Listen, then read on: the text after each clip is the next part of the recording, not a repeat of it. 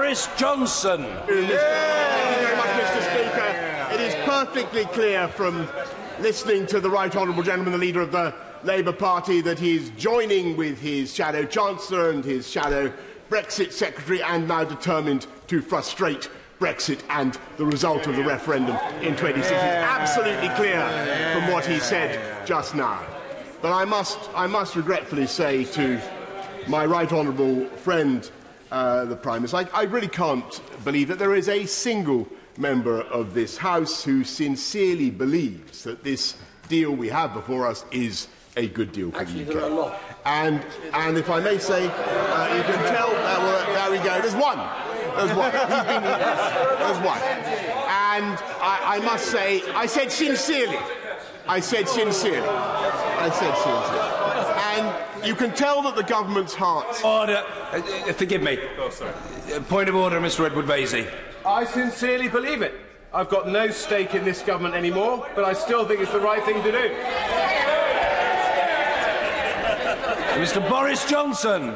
In which case, I'm happy to acknowledge the sincerity of my honourable friend, but I have to say that I think the government's heart does not appear to be in this deal, and I think listening to those who are sent out to defend it and to explain it, they know that it is a democratic disaster. In fact, after 2 years of negotiation, as has already been said, I think it has achieved an extraordinary thing in the sense that it has brought us together, finally. It has brought us together in the sense Remainers and Leavers, myself, Tony Blair, we are united. The whole Johnson family is united in the belief that this is I'm afraid, a national humiliation that makes a mockery of Brexit. And I'm sorry to say this, these are hard truths, but there will be no proper free trade deals as a result of this deal. We will not take back control of our laws. And for the government to continue to suggest otherwise is to do violence to the natural meaning of words. We will give up £39 billion for nothing. We will not be taking back control of our borders, Mr. Speaker. Not only have we yet to settle the terms on which the EU migrants will in future come to this country, but we will be levying EU tariffs at UK ports and sending 80% of the cash to Brussels. In short, we are going to be rules takers. We are going to be a de facto colony. And out of sheer funk, I'm sorry to have to say this to us, we are ensuring that we will never, ever be able to take advantage of the freedoms that we should have won by Brexit. And under the terms of the backstop, we have to stay in the customs union while Northern Ireland, and therefore the rest of the UK, if we want to keep the union together, will stay in regulatory alignment unless and until the EU decides to let us go. And why should they let us go? By handing over £39 billion, we lose all our leverage in the talks.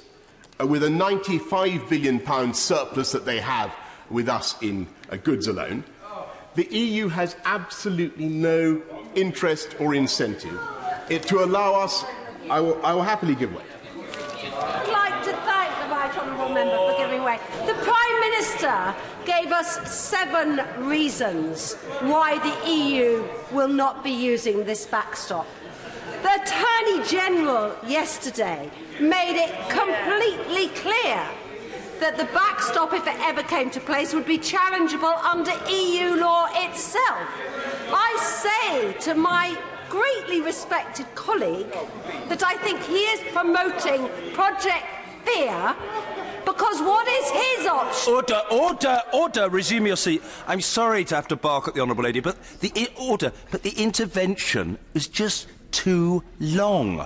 End of. No, enough. Boris Johnson. A very good point, nonetheless, Mr. Speaker, because it's exactly on the point. Because as I've been saying, the EU has no incentive whatever to let us out of this backstop, precisely because they have this massive trade surplus with us. And furthermore,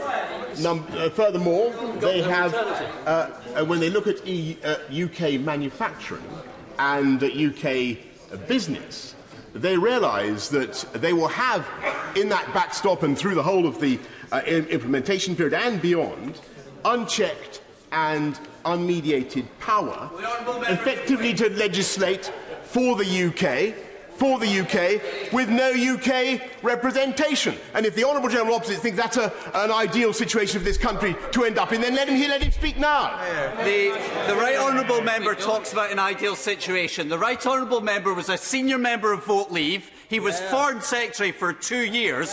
We are in this mess because of him. Does he take no responsibility?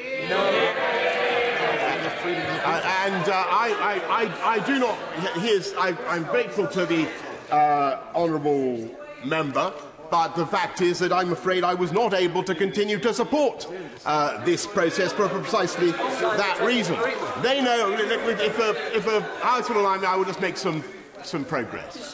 They know that having that regulatory control over us, they would have no incentive, as it were, to take the foot off our neck. And they will have us in permanent captivity as a memento mori, as a reminder to the world of what happens to all those who try to leave the EU. And this is a recipe for blackmail, and it is open to any member of the EU to name its price. If my honourable friend will allow me, I'll just make some progress. To name its price for Britain's right to leave the backstop. The Spanish will make a play for Gibraltar, the French will go for our fish and for our bankers, the Germans may well want some concessions on the free movement of EU nationals, and so it goes on. I'll give way in just a second. The worst of it is that we have not even tried properly to leave. And the worst, or shown any real interest in having a different future. And I will give way to the honourable gentleman. Thank you, Mr. Speaker. And I thank my right honourable friend for giving way.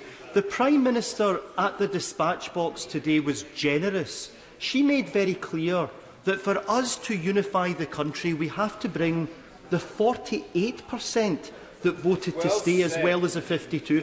Can I ask my right honourable friend, someone that was regarded in London as a unifying political figure, what would he do to bring the 48 and the 52 together? I think that as I say, Remain and Leave have been to a very large extent united in their dismay at what I think is a wholly undemocratic deal. And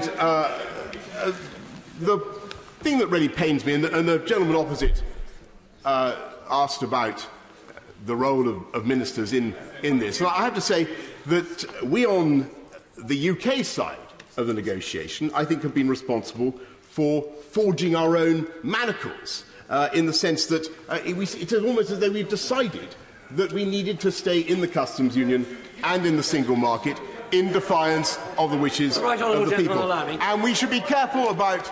I'll give way to my honourable friend behind me, who's been chuntering away from a sedentary position from behind. I'll give way in a minute. We should be careful about claiming any kind of subterfuge. But it is very hard to understand how... We've lost 2 Brexit secretaries in the course of these negotiations.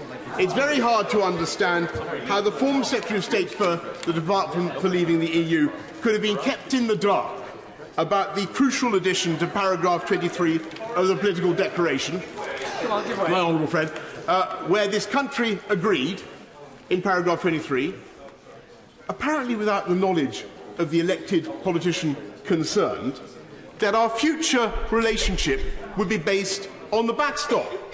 No one campaigned for that outcome.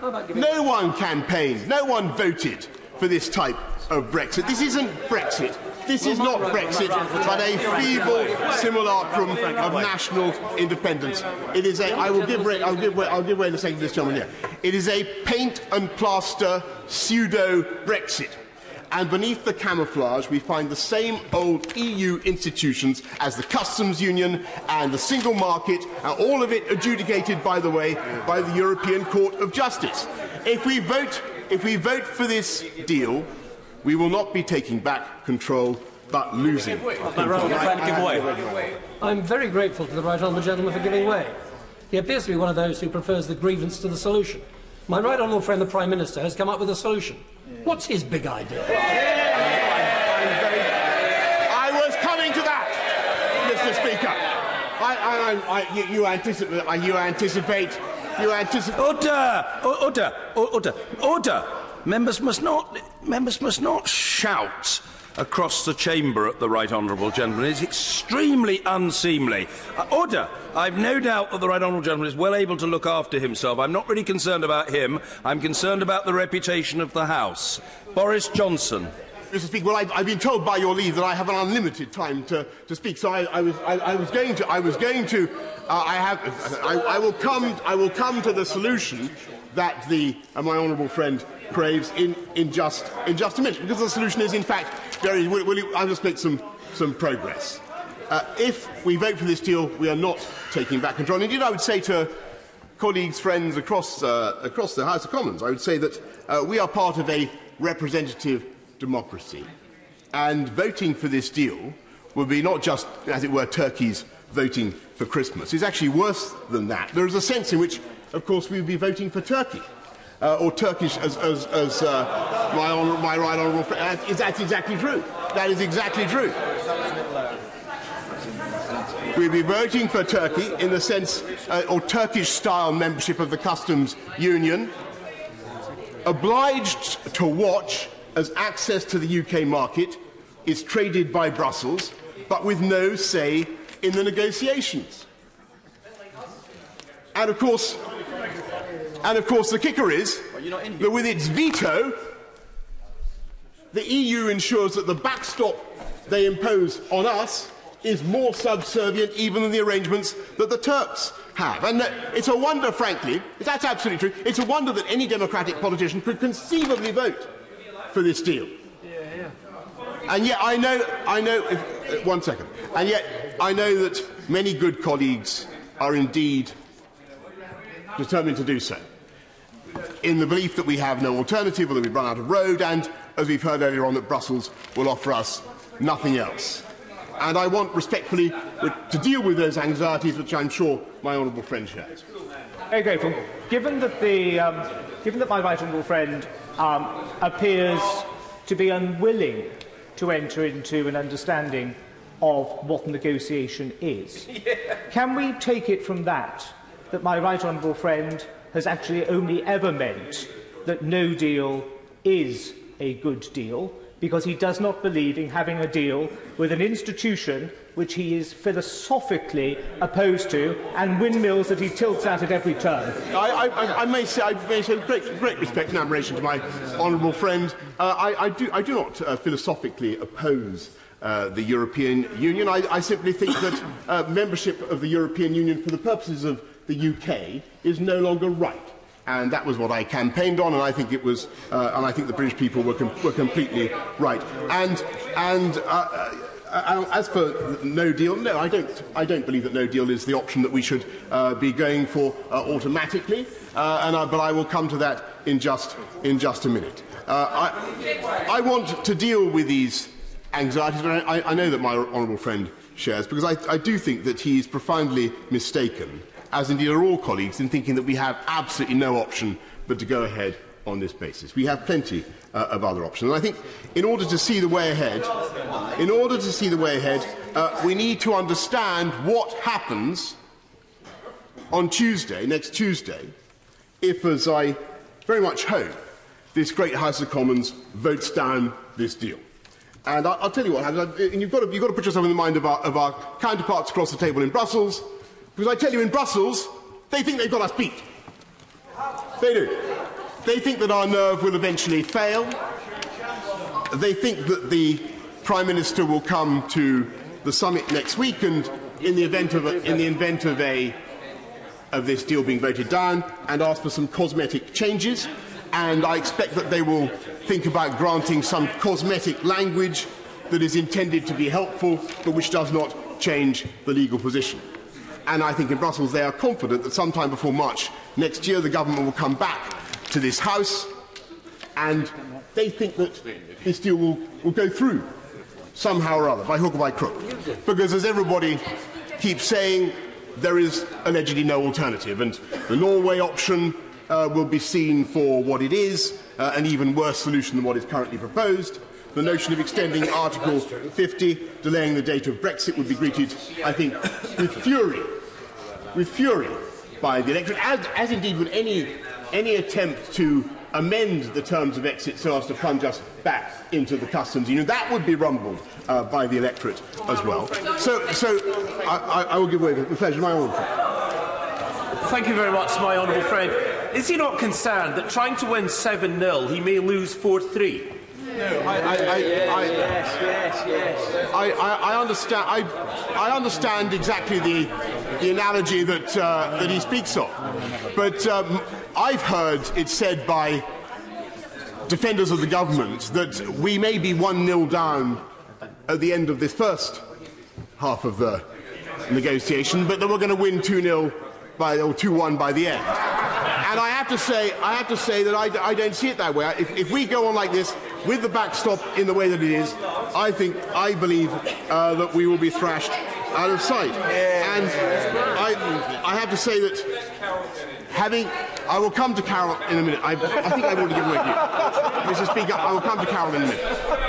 Having studied the UK negotiating style in detail, I don't think that they believe we... Order. There is excessive noise in the chamber. My understanding, insofar as I can hear, is... Order! Calm yourself. Is that Mr. Johnson is not currently giving way. Boris Johnson. Given way, I think the House will agree quite a lot so far. And I'm very happy to give way in the future. But I just want to come to the point that has been raised by honourable friends around this. Just one second. They think that we've got nothing left in our tank, and they think that we want to do a deal at any price. And I think that now is the time, as we all think about this vote and what we are individually going to do, now is the time, thinking about the attitude in Brussels towards us, for us to show that they grossly underestimate this country and this House of Commons and our attachment to our liberties, because there is an alternative and there is another way. And we should not pretend after 2 years of wasted negotiations that it is going to be easy. But it is the only option that delivers on the will of the people, but I believe also maintains our democratic self-respect as a country. And that is to say, what is obvious from this debate and from every poll that I have seen, we should go back to Brussels. We should go back to Brussels, and we should say to them, yes, we want a deal if we can get one. And yes, there is much in the withdrawal agreement that we can keep, notably the good work that has been done on citizens. Notably the good work that is done on citizens. And a gentleman opposite, of course, from a sedentary position, he compares the European Union to Lavrov and Russia. I have to say, I think that's an entirely inapposite comparison. These are our friends. These are our partners. To compare them, I think, to Russia today is quite extraordinary. And we should say that we appreciate the good work that is done, that has been done to protect the rights of citizens on either side of the Channel. But we must be clear. We must be clear that we will not accept the backstop. Because it is nonsensical to claim that this backstop is somehow essential for further progress in the negotiations. And the question of the Irish border is for the future partnership and not the withdrawal agreement. It was always absurd that it should be imported into this section of the negotiations. And we should use the implementation period to negotiate that future partnership, as I believe the government itself envisages. And by the way, we should withhold at least half of that £39 billion until the negotiation is concluded, the negotiation on the new partnership. And I think if we did that, I hope that answers your question. I think That's a big idea. I think it's certainly better than your idea. I believe the EU will sense. I will give way with pleasure. The right honourable gentleman for giving way. It's a simple question. Is the deal that's currently on the table better or worse than staying in the European Union? I'm afraid it's a finely balanced question, and much will depend. Much will depend on what happens. Much will depend on what happens after the vote on Tuesday. And I believe that if we say what I propose, the EU will understand that the government has found its resolve and is willing to be tough at last, and I believe the EU will do a deal on those terms. But in case they aren't, and I think I'm going to anticipate my right honourable friend's question. I bet I know what he's going to say. In case they do not agree, we must be absolutely emphatic now that we are preparing urgently for the possibility that we will indeed have to leave before we reach a final agreement. And yes, I'll give way. If that wasn't. I mean, what we're voting on is a withdrawal agreement on 3 points that have to be settled before the big, wide, grown-up negotiations start on the future relationship, on a very wide agenda over the next few years. What he is suggesting is we reject this withdrawal agreement now, in December, before we March leave. We go back and say we're not going to pay our contribution to our legal liabilities and our continued access, and we're not at this stage going to guarantee an open border in Ireland. Does he think there's the faintest chance of that being listened to seriously by any other member government? And isn't he just dooming us, if he gets his way, to rush to a catastrophic no deal? I must say I don't agree with that at all. I think obviously we should state, which is agreed amongst all, that there will be no hard border in Northern Ireland. All sides agree to that. As for the legal liabilities to pay the $39 billion, those are, to say the least, contested. And I believe that it is additionally vital. It is additionally vital to do what we've failed to do so far, and that's to show that we have the conviction and the willingness to leave without an agreement. And yes, I agree that will mean a great national effort if it comes to that point. And yes, it will mean that we have to make sure that we can get all the goods to our ports in addition to Dover, and we'll have to ensure that the planes can fly and to address all those other questions. And by the way, I will come to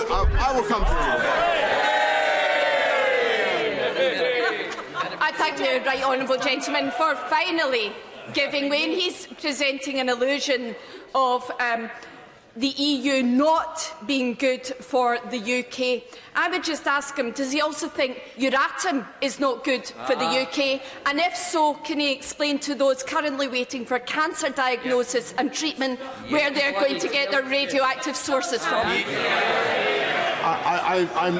I'm glad to have given way, because I really think that that's the kind of scaremongering about the consequences of leaving the EU that really does no favours, I must say respectfully, to the debate. And I think that the Treasury will have an opportunity to ensure that this is in the event of no deal, in the event of coming out without an agreement. The Treasury will have the opportunity to use that £39 billion to ensure that we can support the economy rather than talking it down. And I believe it will be far better. It would be far better to make that effort now and at least be responsible for our destiny than to agree to give up our right to self-government forever, because that's effectively what we were doing, just because of our lack of short-term competence or confidence. And quite right, just 1 second. Quite frankly, the EU will not treat us as a sovereign equal in these negotiations unless and until we are willing to stand up for our own interests now and in the future. And I tell you, Mr. Speaker, I think our country is ready for us to take this stand? I think they are, because I think they've had enough of being told that we can't do it, that the 5th or 6th biggest economy in the world is not strong enough to run itself. And if we fail now, Mr. Speaker, it won't be good enough. I've given away a great deal. I've given away a great deal. I've given away a great deal. It won't be good enough to say to the fishermen, our fishermen, that we can't actually take back control of our fish because in the end it all proved to be too difficult. And it won't be good enough to say to the people of Northern Ireland that after all those promises, after all those promises, we accept that they must be treated differently from the rest of the UK, and I will give way to my Very good. He talks about the avoidance of a hard border in Northern Ireland. Speaking to the DUP conference at the weekend, he said that if Great Britain chose to vary regulations, there'd be need for regulatory checks and customs borders between Great Britain and Northern Ireland. Does he accept then, in some future world where the United Kingdom can vary its regulations as a whole, that would inevitably lead to regulatory checks between Northern Ireland and the rest of Ireland? It is certainly, as Michel Barnier, I'm very glad that my honourable friend has raised that point, because it's a very, very important point. And Michel Barnier has himself said that these technical solutions to implement such regulatory checks, not necessarily customs checks, but regulatory checks away from the frontier can be found. And that is what we should be doing. And frankly, that is what we should have been doing for the last 2 years. That is where our effort and our energy should have gone. And on that point of regulation, it won't be good enough. It won't be good enough to tell the people of Northern Ireland they're now going to be treated differently. It won't be good enough to tell the business people of the UK, that now and in the future, they are going to be burdened. They are going to be burdened with regulation emanating from Brussels, over which we will have absolutely no control, and we couldn't stop it because we couldn't see an alternative. And I must say to colleagues that if colleagues think that it is too disruptive to go now for the Super Canada option, if colleagues think it is going to be too disruptive to go for freedom now, just you wait until you feel the popular reaction that will follow when people realise that the referendum has been betrayed. And the tragedy, I'll give way with pleasure to my honourable friend. Honourable friend for giving way. Could he tell us how his cunning plan, which ends up with no deal, will secure the 485,000 jobs that rely on the automotive sector and the just-in-time supply chains, which he first heard about 6 months ago from the Secretary of State for Business and Industrial Strategy? I won't comment on when I heard about just-in-time supply chains. It was many, many years ago. But the objective, as she knows, is to create a zero-tariff, zero-quota deal with the EU, which is readily deliverable when you consider that we already have zero tariffs and zero quotas. And as for her anxiety about job losses,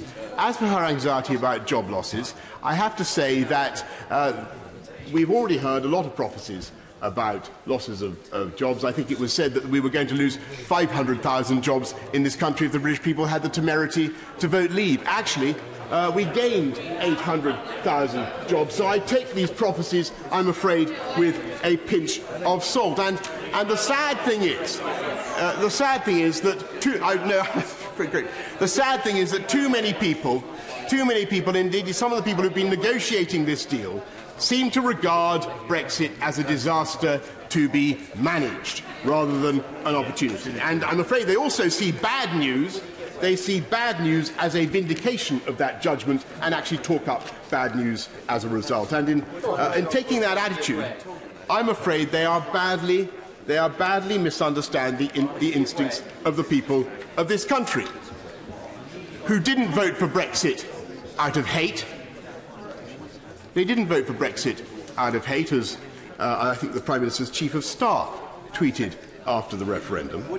But they voted to take back control of our laws because they believe and I think rightly, that if we govern ourselves and if we legislate in the interests of the UK economy, then they have a better chance.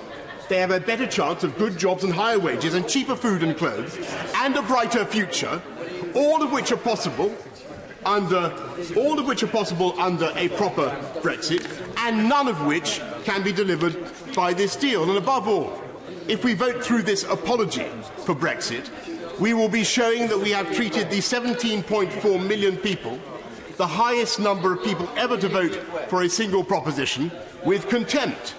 With contempt. We will be turning our backs on those people. And this country must understand that when the people of this country voted to leave in 2016, they voted for change. They did not vote for an endless transition or a thinly disguised version of the status quo. They voted for freedom, and they voted for independence, and they voted for a better Britain. And for a country where politicians actually listen to what the people say. And I may say to the House that if we try to cheat them now, as I fear that we are trying to cheat them, they will spot it and they will never forgive us.